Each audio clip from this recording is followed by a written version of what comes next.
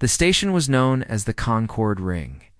It drifted through space like a vast wheel of alloy and light, turning slowly around a quiet yellow star that no civilization claimed. 312 species had agreed on that single point. The star belonged to no one. The ring belonged to no one. It was neutral territory. For 4 centuries, that rule had held. Asterisk, the structure itself was immense. Its outer corridors were broad enough for beings the size of towers. Its inner districts were engineered with painstaking precisions, some chambers thick with methane, others heavy with humid air, others so cold a human would freeze within moments. Every environment had been tailored so that any species in the Concorde could walk its halls without pain. It was cooperation-made architecture. Asterisk, humanity had been granted access only 3 years earlier. Compared to many civilizations present, they were late to the stars. Some species had traveled between systems for millennia before the first humans set foot on the moon. But once humans began, they advanced, quickly constructing ships, stations, and colonies with an intensity that unsettled a few of the older powers, though none admitted it aloud.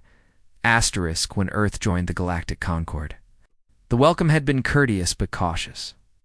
Humans were given a modest chamber with standard atmospheric conditions and a seat along the outer rim of the grand assembly floor far from the central podium. The placement carried meaning. You are present, but not yet significant.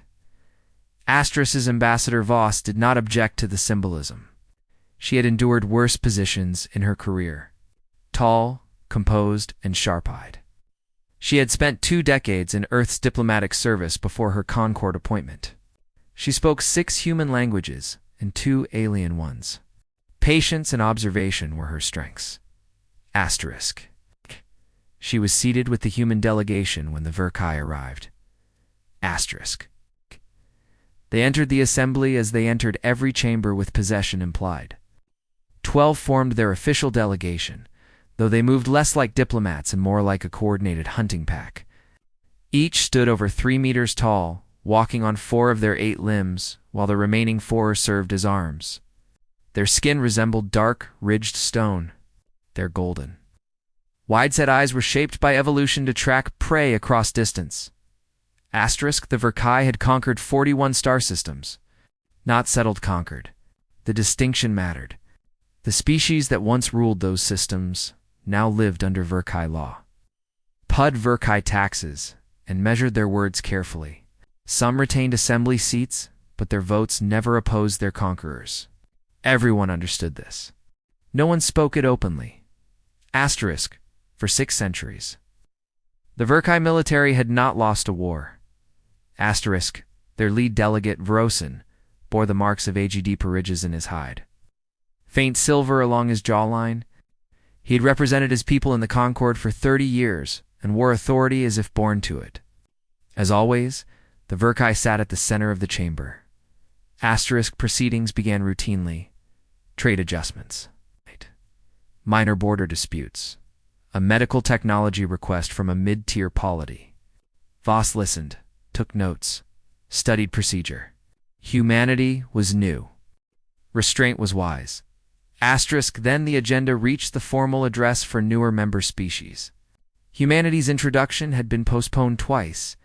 Today was its day. Asterisk, Voss approached the central platform with prepared remarks, measured, thoughtful words explaining who humans were and what they hoped to contribute. She had rehearsed them until they felt effortless. She had spoken only 2 sentences when Vrosin interrupted. Point of order, he said in the common Concorde tongue. The chamber quieted. He rose beside the platform, too tall for it, looming over the assembly. We wish to address humanity's presence here. Stillness settled, uneasy and expectant. Humanity is young, he continued, short-lived, possessing 1 inhabited world, limited colonies, modest military capacity, no meaningful history in galactic governance. His golden gaze swept the chamber. We do not deny their right to exist. We question the appropriateness of granting such a species a voting seat in a body whose decisions affect trillions. Asterisk, a murmur passed through the delegates, not protest, but discomfort. Asterisk, this assembly represents consequence. Vrasan went on. Strength, stability, achievement. To elevate a species that has barely left its own system diminishes that standard. He looked directly at Voss. No offense intended. It is simple fact. Prey does not sit among those who have earned dominance. The word hung in the air. Prey. Several delegations lowered their eyes. Then Vrasan reached across the human delegation bench, lifted their communications terminal in one massive hand and crushed it. Metal buckled. Glass shattered.